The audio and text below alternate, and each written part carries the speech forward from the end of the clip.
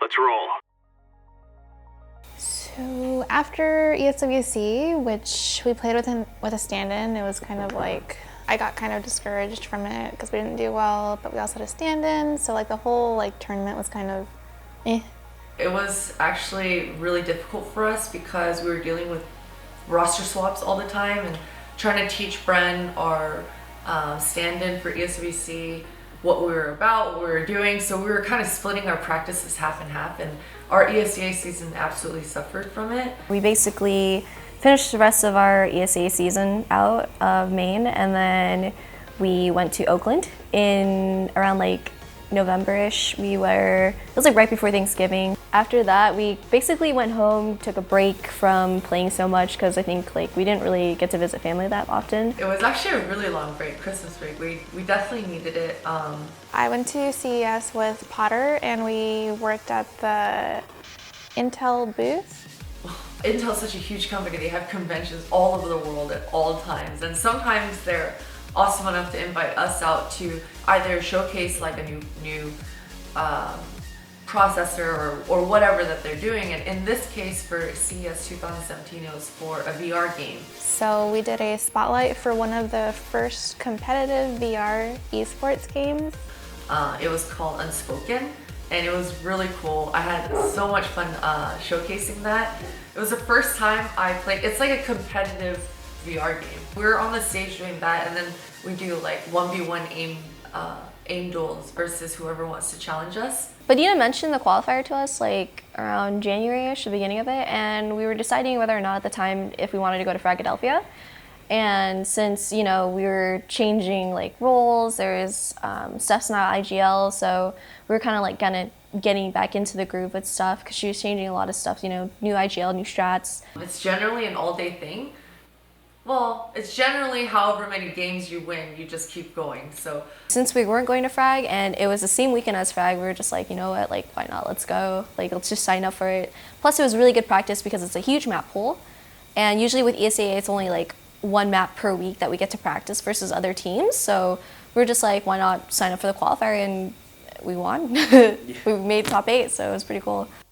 In hindsight, looking back on it now, like I'm just thankful. Like it was, like I said, it was a good start to 2017. Like we hadn't played in a really long time. Our whole identity as players and individuals in a team is just changing. I want to start participating in like almost every open qualifier that we can, and like this one, the DreamHack one that we just participated in, like I think it really motivated all of us. It felt pretty good. it was like because usually when we do qualifiers, like we played super insane teams. It actually wasn't that bad of a qualifier for us because like of how, I guess, quote unquote easier it was for us. It's not like it was like, oh my God, CLG.RED, the underdogs completely, like won, oh my God, you know, like no one's viewing it like that. But I think it's still pretty dope that we hadn't played in a while, and they were all, you know, main plus caliber teams. So they were all around our caliber. Definitely a huge improvement from where we were before. It was, because when we used to do qualifiers, like I said, it was way harder. It was harder to beat other teams, and this one felt easier to us. I mean, on the last match that we played before we have to get into close qualifier, it was actually very close.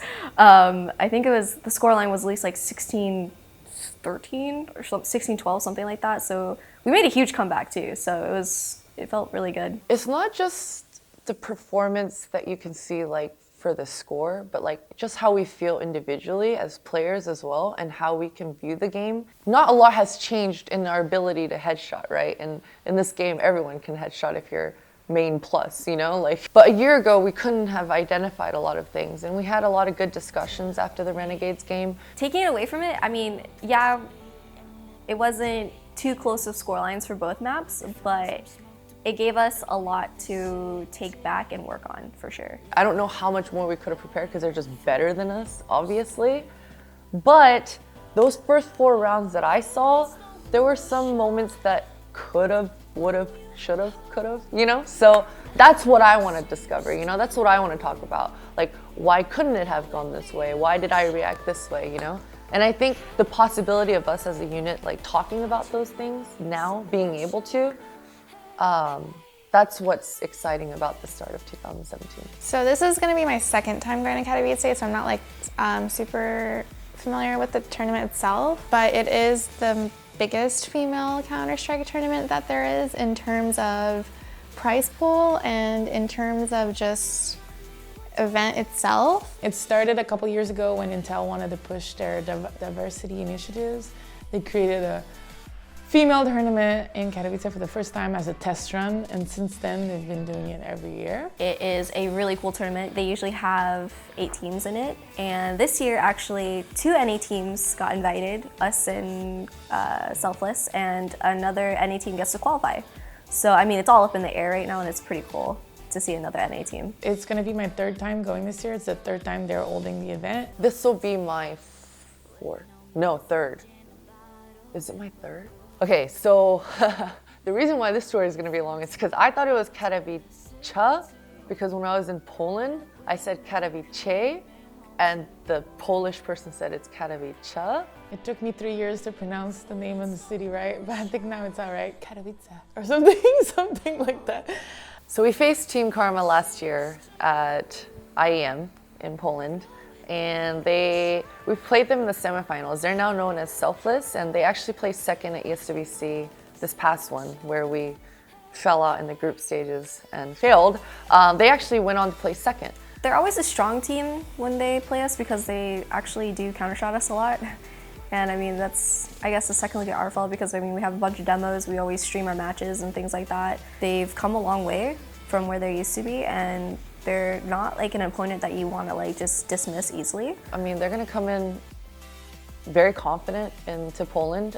We had a really close series against them last year in a BO3. It was a nail biter. There was 2 OTs on one map, another OT on another, and then it was a close on the 3rd. Like there was one moment that I really remember that, okay, we're losing this, it's like map 2 in OT or something, and like there's no way we're coming back from this. But for some reason, we did. Like I can count on my fingers like the amount of times where I give up until it's like not actually over. But I remember specifically at one point where I thought, geez, like this is really hard, but we ended up winning. Generally, we've always placed higher than them in almost every single tournament, so it's not that we underestimate them, but we just set our bar like really high for ourselves individually as players. I do believe Kat is one of the best female players in the world. I think she's her own worst enemy, meaning like she gets into her head a lot. But if she can overcome that on Selfless, I think she could be the best female player in the world. But I haven't seen her play in a year and a half since she was on the team. So I actually have no idea how she's doing right now. I know she took on the role of in-game leading, and this is a role that I took on too. I do a lot of outside of the game work, and I hope that she does too, because it's really not that easy of a job. We're gonna have to be more prepared than them, hopefully. So usually in the finals last year when we played Team Secret, it was kind of like, we weren't playing like how we usually were. I mean, we were playing super scared, super far back, and I guess it's kind of more like a mental thing. We've played them in the finals now over almost every tournament, except for this last ESWC actually. But prior to that, it was like 4 or 5 finals in a row that we met them, and we got destroyed by them in every single finals we met them in. And they just played lights out. And it's not that we were playing, they were just playing better than us, but we never showed up on those matches. You know, we're finding excuse after excuse ourselves, and we just weren't prepared as players. And it showed. They have always been our biggest rivals since 1.6, since like 15 years ago. I think that we are much stronger compared to their new 5. I feel pretty confident when, if we meet them in finals again, hopefully. So Claudia is not able to attend the tournament, and I mean, unfortunately, it's the risk we had to take when we took her on board. We knew she was still in school, but she was too good of a player to not do the move. There was 2 choices coming into this tournament. It was playing with Milk, the new player, for a month and playing with her own leagues online to be able to get her ready for the tournament, or continuing playing with Claudia, the player that we've worked so hard in the last 6 months, and then just play with Milk as a ringer. all going in that call and we're doing the best that we can with it. It's a gamble that I told myself I would never put myself in again, but here I am in the same position as last ESVC. At the moment, actually, you know, I feel like IN Katowice is creeping up on us. So we haven't discussed our practice plans for like the boot camp and like how we want to approach it. I think we absolutely need to do it earlier than later. So like starting yesterday, we'll start discussing this. But ESCA just started this season, and for the past 3 weeks, we've been working really hard on preparing for ESCA, and ESCA is actually our priority. Right now, our main goal as a team is just to make Premier into ESCA next season, hopefully make playoffs, you know, set our small goals right now, because all of us as a team really want to make it. I think we all put that on our priority list over anything else. We've been in it for like 5 seasons now, and I think like this season will definitely be like our best shot of getting out of Maine if we were to ever get out of Maine. We can't lose any more matches in Maine right now to be able to make that dream happen, I think, because last season we were 9-6 and we didn't make it to playoffs by like 2 slots or something, and right now we're 3-5. So it's a disaster of a beginning of season, I would say. I think if we fall short on either of those 2 goals, because they are so reachable for us, we'll be disappointed for sure. Look, let's be realistic here. It's going to be really, really hard.